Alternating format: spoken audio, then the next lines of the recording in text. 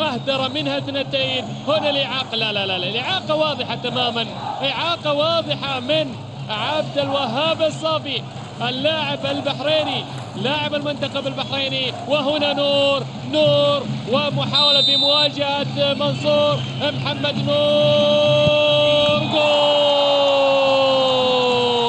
يا ناثر الورد والوانه، لولا الفن عنوان، انت يا نور اليوم عنوانه. ياتي باول اهداف هذه المباراه محمد نور، وايضا يبهج الجماهير الاتحاديه الموجوده من ركله جزائيه تسبب فيها محمد نور وهو اللي سجلها. برافو يا نور. اول اهداف هذه المباراه ياتي في الدقيقه الاخيره من شوط المباراه الاول من ركله جزاء. محمد نور يسجل الهدف الاجمل، يسجل هدف الشخص السادس حتى الان في المسابقه. محمد نور من ركله جزاء الاتحاد.